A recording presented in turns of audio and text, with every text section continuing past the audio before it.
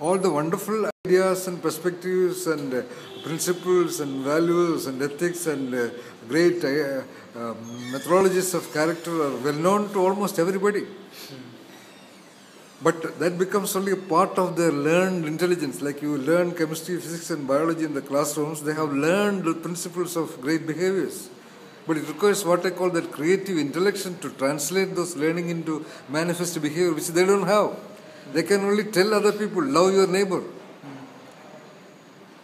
That's their intelligence. They got it from Bible. They heard it from Jesus.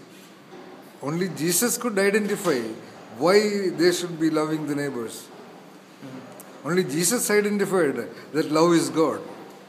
Only our Indian rishis, the rishi kind of intellect identified Vasudhaiva Kudumbo, Aham Brahmasmi, or Tattvamasi, that you are wonderful, you are divine. They understood it. You will not become divine by saying that everybody is divine. You will not become divine by giving a 3-hour presentation, PowerPoint presentation on the contents of Prashna Upanishad. So apply one to you first. You have to recreate this understanding in you. In that process, your expressions will become, according to you, sensible. If you go through Indian history, you would see that we were the most advanced race in terms of intellect and knowledge and the Upanishads and Vedas and all that we've had. Why is it that current Indians do not have that quality? In spite of being the ones who, let's say, pioneered all this, in spite of being the ones who started, all the wealth of knowledge that we've had, Vedas and all that stuff, why is it that now we are the ones who are least interested? We are literally copying the West. We have forgotten our own cultures. Where in history do you think is the missing link? There are many. First of all, you have to be clear about the question itself. Never use we.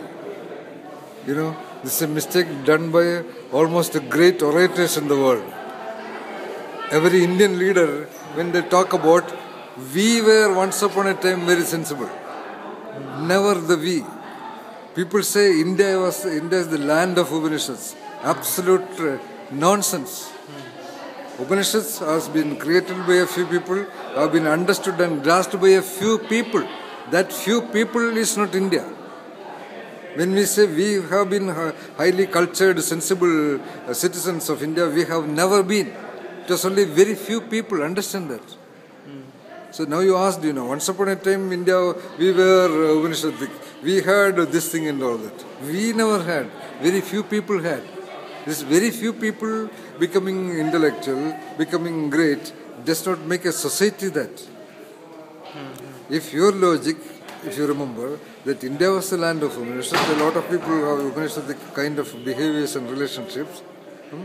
And if it was based on only 4 or 5 or 500 or 5,000 people, now you can say India is the richest land in the world also.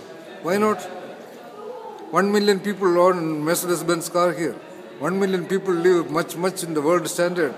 So can we say India is a rich land?